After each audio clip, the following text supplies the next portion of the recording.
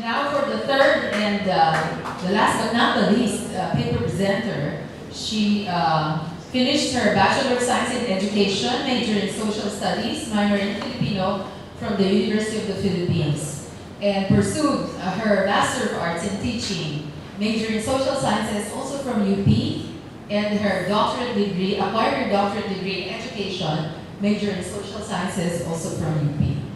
She is at present Special Science Teacher 5 at the Philippine Science High School main campus, where she has been teaching for nearly 4 decades. She has accomplished much, but I guess the latest accomplishment that she has been able to achieve would be her being recognized as one of the outstanding teachers in 2019 by the Metrobank Foundation.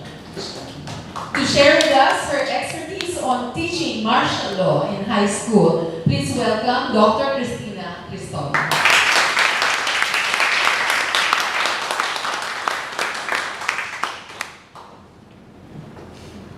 Magandang hapon po. First of all, thank you, Ma'am Churchill and Ma'am Lorelai for inviting me here, or rather, assigning me here. Kasi Ma'am Churchill at si Ma'am Lorelai nag-invite, mahirap tanggihan. The topic they also assigned me is about teaching martial law in high school. Meron po ba dito teachers sa high school? Meron teachers sa elementary? No? Sayang kasi yung mga ganitong kaalaman, mga impormasyon sa mga ganitong konferensya, magandang na ibabahagi sa mga bata, sa mga elementary students, and sa mga high school students, no? Because those coming from the textbooks that they read. So, martial law is a topic taken up in the 4th grading period in grade 6 in our public schools. Considering the 2 grade levels in the elementary grades, grades 5 and 6, have been devoted to the study of Philippine history, our public elementary schools have taken a big stride towards giving greater time to the teaching and learning of this subject. Unfortunately, what the elementary grades have triumphantly gained, the high school level has horrifyingly lost. Philippine history has been totally scrapped in the curriculum of Araling Panlipunan or social studies in high school. Asian history has taken its place, with world history in grade 8, economics in grade 9, contemporary issues in grade 10, and electives in grades 11 and 12. The rationale for this, as far as the DepEd is concerned, is the spiral approach in designing the curriculum, meaning the broadening of the student's circle of understanding from the community to the nation to the Asian region and to world affairs. The implication of the absence of Philippine history subject in high school deserves serious concern to us, not only as educators and or among you historians, but more importantly as Filipino citizens. Young children ages 10 and 11 years old would learn it in elementary, then nothing in high school, and study it back again when they are 18 years old in college. That's a big gap in what could have been a more extensive and intensive teaching learning opportunity in high school, followed by a deepened and enriched program in college. Studying Philippine history provides great opportunities for developing patriotism, respect for human rights, love for freedom, justice, and democracy. The past has provided us with human encounters with their valuable lessons, stories of people's struggles for independence and social emancipation on the one hand, and underlying motives, vested interests, and tactical moves on the other hand. It's a past studied not for its own sake, but for the valuable lessons it provides. Case in point, teaching martial law in high school. It is very fortunate that I have been teaching in a high school that has the liberty of crafting its own curriculum. I am part of the Philippine Science High School main campus, which is, the Philippine Science High School is a system. There are regional campuses all over the country, in each of our regions. Our school is a chartered institution and an attached agency of the Department of Science and Technology. It is not under DepEd. Thus, our social science curriculum, we have Philippine history in grade 7. We pushed for the retention of that. And Philippine Constitution and Government in grade 10. We also pushed for that. Now, how do we teach martial law? Maganda sinundan ko si JC kasi he mentioned something about the Constitution and the proposed charter change, no? Because I will also be discussing about that. For the past several years that I have taught Philippine history, the lesson on martial law always started with a discussion about the topic of Constitution. In the DepEd's old curriculum of social studies or Araling Panlipunan, this is the generic label under which history, geography, economics, and civics fall under. This was not difficult because the grade 6 social studies then had the content of Philippine government, hence students already have an idea of what the Constitution is. With the K-12 curriculum, the topic is discussed in grade 4, 3 years back. So there is a need to review important ideas again about the Constitution. Its definition needs to be stressed. That is, it's being the fundamental and supreme law of the land. Fundamental because all laws existing or yet to be enacted are and should be based on it. It is the lifeblood that sustains the state in similar manner that the roots are to a plant and the air is to all living organisms. Supreme because it is the highest law, one by which people expresses their sovereignty and by which the government derives its authority. Nothing should run in conflict with the Constitution, for such is a violation of the people's sovereign will. Amendments to the Constitution. Of equal importance in teaching learning about the Constitution is the manner by which it can be amended or repealed or revised. This is an important topic because it describes the requirements and the steps that must be complied with in order to change any part or the entirety of the Constitution. Students need to understand that there is a process in place in order to protect the Constitution from whimsical, arbitrary, and unauthorized action. The Constitution is not a toy to play with. It is a sacred document, one to be held with the highest respect. Having discussed these prerequisite topics, a discussion on Philippine constitutional history can proceed. The two Philippine constitutions, this is how I teach it, as well as my colleagues. The two Philippine constitutions take center stage, the 1935 and the 1973 constitutions.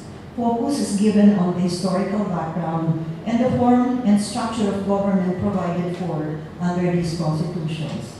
It is very important. We require our students to have copies, the hard copies of these, either the hard or the soft copy, because kids are very much into their phones, their smartphones. They should have a copy of these constitutions. On the 1935 Constitution, a brief explanation of the events that led to the adoption of these two constitutions is necessary to enable students to understand how the two constitutions came into being.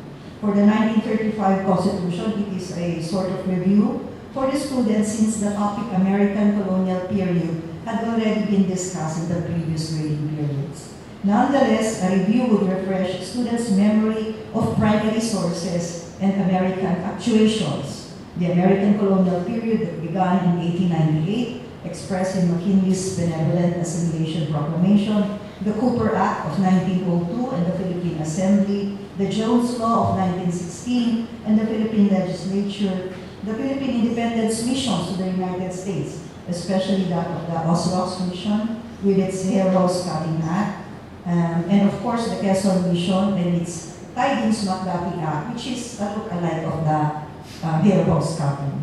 The latter is of prime importance since it was the piece of legislation that provided for the establishment of the Philippine Commonwealth government, requiring a constitution first and foremost that would have a duly elected constitutional convention to craft it, a plebiscite for the Filipino people's approval, but a final thumbs up by the U.S. President. Having gone through these processes, the 1935 Constitution, or the Commonwealth Constitution, was born. Students are then led to discuss the form and structure of government under this Constitution. One, a presidential form of government with its three branches: executive, legislative, and judicial. Two, the guiding principles of separation of powers, checks and balances, and co-equality. Three, the executive branch headed by our president, elected through a popular vote, and who served as head of government, head of state, and commander-in-chief of the armed forces, and whose tenure was a 4-year term with only 2 terms maximum. Fourth, the legislative branch held by bicameral Congress, the Senate and House of Representatives, and 5, an independent judicial branch headed by the Supreme Court. Students can be required to make, this is what I do, I require them to make a visual or graphic organizer to represent how the structure of government looked like under this 1935 Constitution with its guiding principles, separation of powers, checks and balance, co-equality. While the 1935 Constitution was intended for the Commonwealth government only, there were provisions that ensured its continuity even when Philippine independence would have been proclaimed. To make it responsive to the changing times, however, amendments were made. There were 5 amendments in all for this Constitution that lasted from 1935 to 1972, or 37 years. These amendments included the following: the right of suffrage given to women in 1937 by bicameral legislature, and term of office of the president from the 6 years without re-election amended into 4 years with re-election. This was in 1940. The reorganization of the Commonwealth in 1946, and parity rights granted. We all know about parity rights, granted to the Americans in 1947. An attempt was made to change the Constitution in 1949, but this did not materialize. It was in 1969, 1970 when efforts to change the Constitution became complete. On August 7, 1970, Congress finally passed the Constitutional Convention Act, which was approved by then President Ferdinand Marcos on August 24, 1970. Being enacted into law, Republic Act 6132, it called for the establishment of a constitutional convention to draft a new constitution for the Philippines. Emphasis is made that these were crucial years. Number 1, Marcos was re-elected president in 1969 for a second term. It was his last term of office. Number 2, a new constitution was being drafted, and there were proposals to change the form of government. Proposals. Katulad ng sabi ni JC, may proposal gawin, no? Federal government naman. In the form of government from presidential to parliamentary back then, thereby allowing Marcos to run again. Third, the social scene characterized by student and labor militancy, strong political opposition, the newly formed Communist Party of the Philippines and its armed wing, the New People's Army. It was a rare and right opportunity to be seized by the one holding government power. The makings of what were yet to happen were being felt in the then 1971 Concord. The interference of Marcos in the opening program of the convention, the ban Imelda Ferdinand in the election campaign by some Concord delegates, the Quintero expose. Add to all this the so-called assassination attempt on Juan Ponce Enrile, which he later admitted was just all made up. All those above paved the way for Marcos's declaration of martial law on September 21, 1972, through Proclamation 1081, proclaiming a state of martial law in the Philippines. Was there constitutional basis for his declaration of martial law? Unfortunately, Marcos's declaration of martial law had constitutional basis. The 1935 Constitution in Article 7, Section 11, Paragraph 2 states, "The President shall be Commander-in-Chief of all armed forces of the Philippines, and whenever it becomes necessary, he may call out such armed forces to prevent or suppress lawless violence, invasion, insurrection or rebellion, or imminent danger thereof. When the public safety requires it, he may suspend the privileges of the writ of habeas corpus or place the Philippines or any part thereof under martial law. And what about the ongoing CONCOM? Some of the delegates who were Marcos critics were arrested and some went into hiding. Marcos created an ad hoc committee that would finish the work of the entire body. Was this constitutional? Definitely not. As seen earlier, the Constitution should follow the necessary procedures in place. There must be no outside interference, especially from those who have vested interests, in order to ensure a Constitution that will be made by the people's delegates so that the final output would work for the people's welfare. To assign a committee to finish the work is procedurally flawed. To make the long story short, when the ad hoc committee's work was finished, the convention approved the draft on November 29, 1972 and submitted it to Marcos, who signed it the following day. Subsequently, Marcos issued PD 73, submitting to the Filipino people for ratification or rejection the Constitution of the Republic of the Philippines, which called for a plebiscite on January 15, 1973. What followed later were a series of procedural flaws as far as the ratification of the 1973 Constitution was concerned.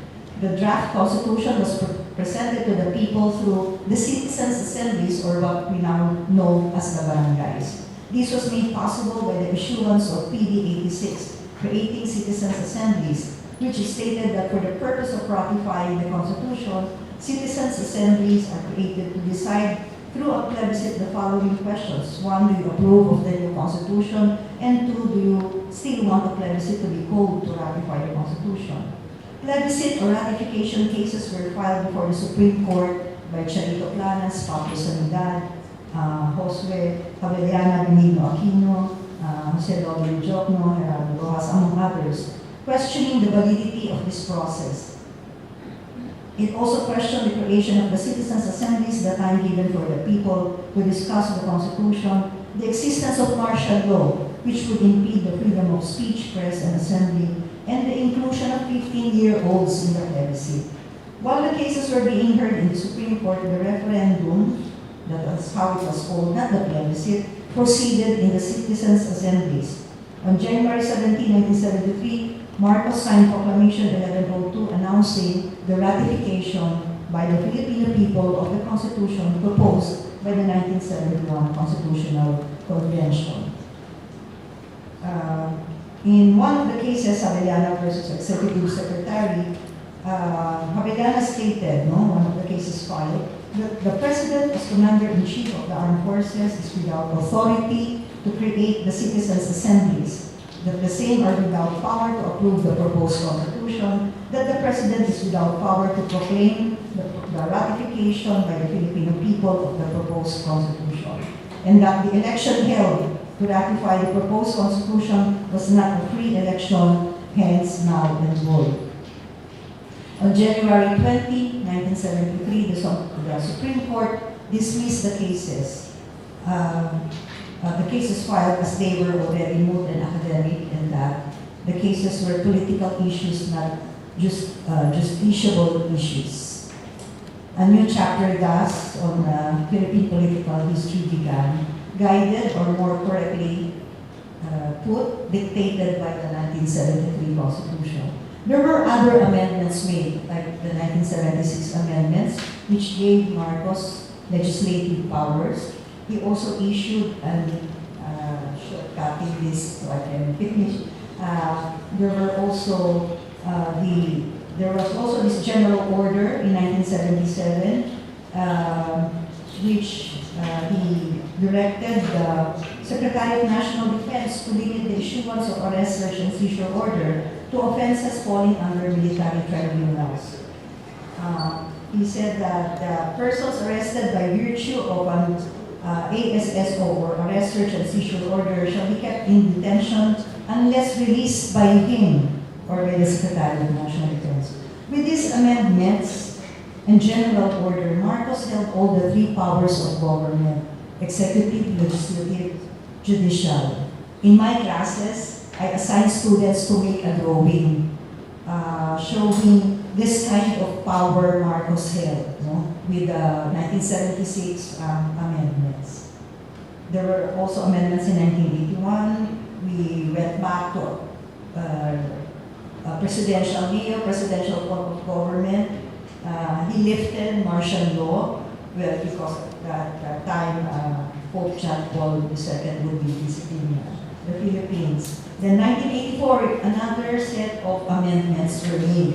In conclusion, having discussed all these constitutional changes, it is therefore easy to see that the 1973 Constitution had been tinkered with, both in its provisions and procedural aspects. Students, high school students, elementary students, need to see martial law at its core, the very Constitution which legitimized it. Marcos saw to it, being a lawyer that he was, that he had the constitutional, hence legal basis to support his authoritarian rule. Having eliminated an effective system of checks and balances and separation of powers, this had exacted toll on life and property, freedom and democracy.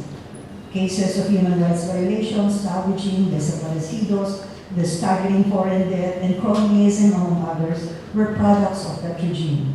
While most lessons on martial law in elementary and high school would usually begin with the militancy of the 1960s, such approach would just reinforce Marcos's argument that there was anarchy in Philippine society and hide his political maneuvers to attain an indefinite term of office with all its absolute powers.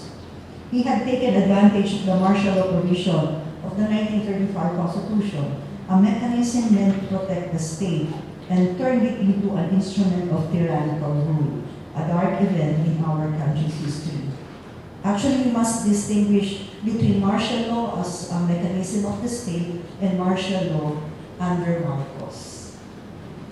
These two must be distinguished, as I said. Fortunately, owing to this experience, there are now safety nets in our 1987 Constitution. Young and old alike need to be vigilant in safeguarding our Constitution. So let's guard it, no? In the proposed charter change of the Constitutional Committee. This is quite difficult, however, if our young people would not have a firm grounding about martial law, made doubly difficult by the removal of Philippine history in one academic ladder of our educational program.